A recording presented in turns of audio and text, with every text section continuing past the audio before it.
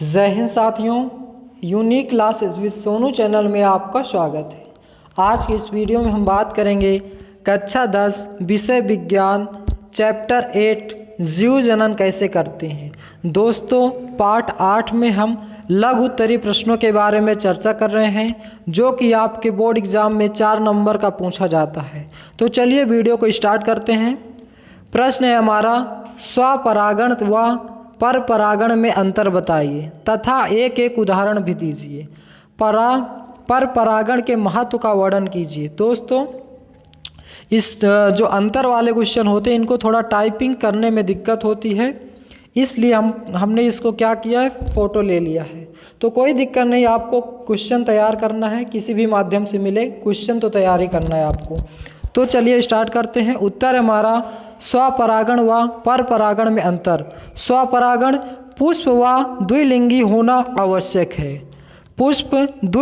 परपरागण में पुष्प द्विलिंगी अथवा एक लिंगी हो सकते हैं।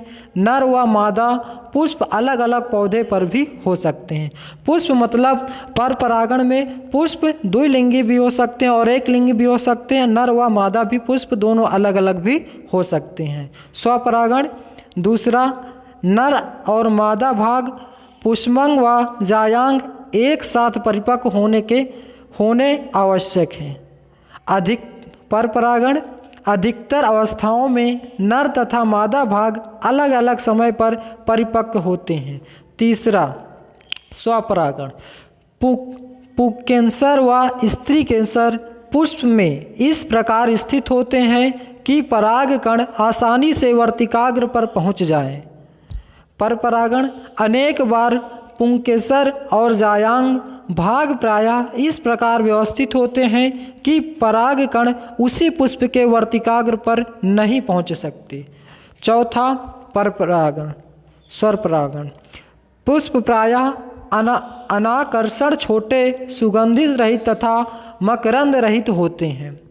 परपरागण वायु परागित पुष्पों को छोड़कर पुष्प प्रायः गंधयुक्त आकर्षण बड़े अथवा छोटे तो समूह में व्यवस्थित होते हैं। पांचवा, कुछ पौधे के पुष्प बंद ही रहते हैं, कभी खुलते ही नहीं, जैसे मटर। और परपरागण सभी पुष्प खुलते हैं तथा अपने जननांगों को अनावृत होने देते हैं, जैसे कि गुलाब। दोस्तों, स्वपरागण में मटर एक ऐसा पुष्प है, इसको पुष्प की संज्ञा दी गई है और यह खुलता नहीं है, कभी भी खुलता नहीं है, बंद ही रहता है। तो ये था हमारा स्वपरागण और परपरागण। आइए एक बार फिर से इस क्वेश्चन को हम पुनः रिवीजन कर लेते हैं। स्वपरागण पुष्प का द्विलिंगी होना आवश्यक है। परपरागण पुष्प द्विलिंगी अथवा एक लिंगी दोनों हो सकते हैं। नर अथवा मादा पुष्प अलग अलग पौधों पर भी हो सकते हैं। स्वपरागण नर अथवा मादा भाग व जायांग पुष्पांग व जायांग एक साथ परिपक्व होने आवश्यक है। परपरागण अधिकतर अवस्थाओं में नर तथा मादा भाग अलग अलग समय पर परिपक्व होते हैं। तीसरा, स्वपरागण पुंकेसर व स्त्री केसर पुष्प में इस प्रकार स्थित होते हैं कि परागकण आसानी से वर्तिकाग्र पर पहुंच जाए। परपरागण अनेक बार पुंकेसर और जायांग भाग प्रायः इस प्रकार व्यवस्थित होते हैं कि परागकण उसी पुष्प के वर्तिकाग्र पर नहीं पहुंच सकते। दोस्तों, ये तीसरा थोड़ा डिफिकल्ट है, इसको छोड़ दीजिएगा। चौथा पांचवा याद कर लीजिएगा ताकि आपको आसानी से तैयार हो जाए। चौथा, पुष्प प्रायः अनाकर्षण छोटे सुगंध रहित तथा मकरंद रहित होते हैं। परपरागण वायु परागित पुष्पों को छोड़कर पुष्प प्रायः गंधयुक्त आकर्षण बड़े अथवा छोटे तो समूह में व्यवस्थित होते हैं। पांचवा, कुछ पौधों के पुष्प बंद ही रहते हैं, कभी खुलते नहीं हैं, जैसे कि मटर। परपरागण सभी पुष्प खुलते हैं तथा अपने जननांगों को अनावृत होने देते हैं, जैसे कि गुलाब। नेक्स्ट क्वेश्चन है हमारा, निषेचन क्या है?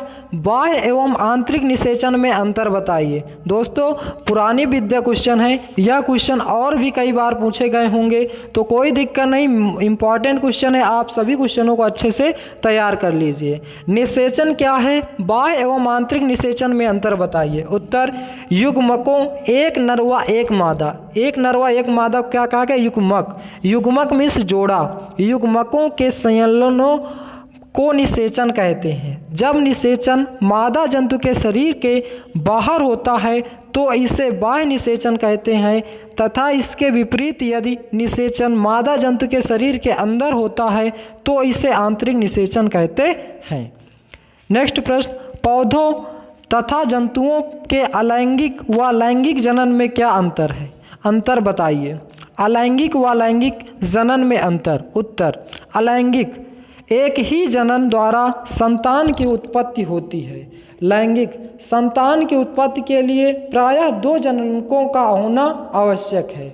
अलैंगिक, युग्मकों की आवश्यकता नहीं होती, अतः सभी विभाजन समसूत्री विभाजन ही होते हैं। लैंगिक, युग्मकों के निर्माण के लिए अर्धसूत्री विभाजन होता है। तीसरा अलैंगिक, निषेचन नहीं होता है। लैंगिक, युग्मकों का संलयन, जिसे प्रायः निषेचन कहते हैं, होता है।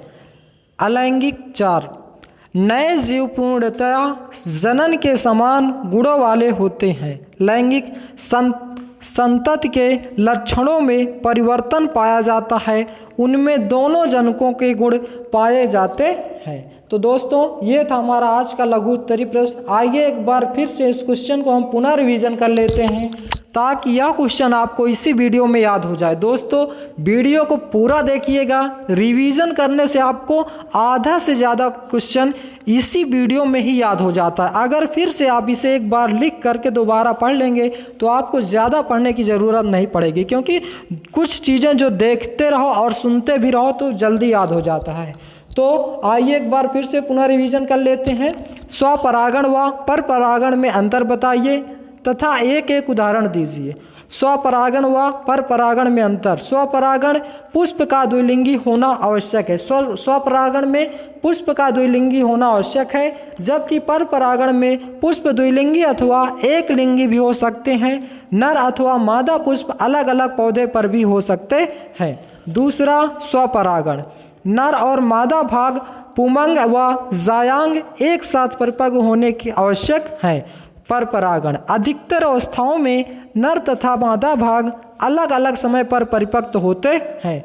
तीसरा स्वपरागण, पुंकेसर व स्त्री केसर पुष्प में इस प्रकार स्थित होते हैं कि परागकण आसानी से वर्तिकाग्र पर पहुंच जाएं। परपरागण, अनेक बार पुंकेसर व जायांग भाग प्रायः इस प्रकार व्यवस्थित होते हैं कि परागकण उसी पुष्प के वर्तिकाग्र पर नहीं पहुंच सकते।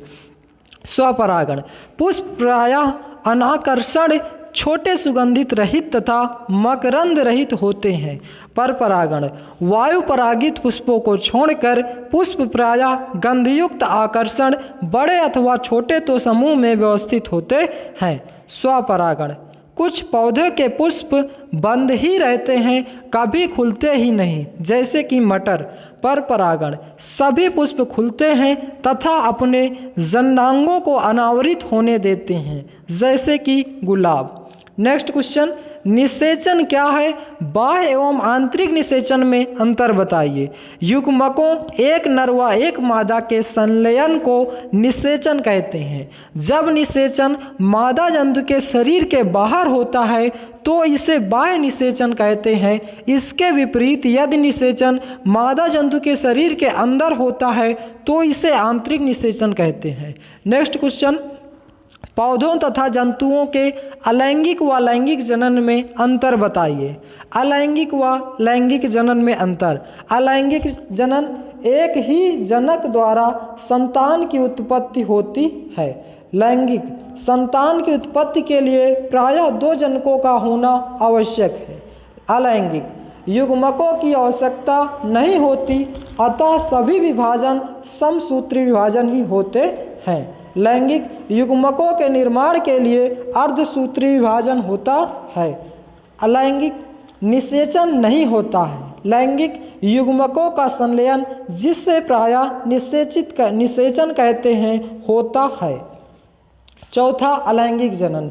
नए जीव पूर्णतया जनक के बाद जनक के समान गुणों वाले होते हैं। लैंगिक संतति के लक्षणों में परिवर्तन पाया जाता है, उनमें दोनों जनकों के गुण पाए जाते हैं। तो दोस्तों, ये था आज का हमारे मोस्ट इम्पॉर्टेंट क्वेश्चन, जो कि आपके बोर्ड एग्जाम में कई बार पूछे गए हैं। तो दोस्तों, वीडियो आपको कैसा लगा, इसका जवाब आप हमें कमेंट बॉक्स में दें। यदि आप हमारे चैनल पर नए हैं तो चैनल को सब्सक्राइब करें, वीडियो को लाइक करें और ज़्यादा से ज़्यादा शेयर करें। Thanks for watching my video. मिलते हैं नेक्स्ट वीडियो में। जय हिंद, जय भारत।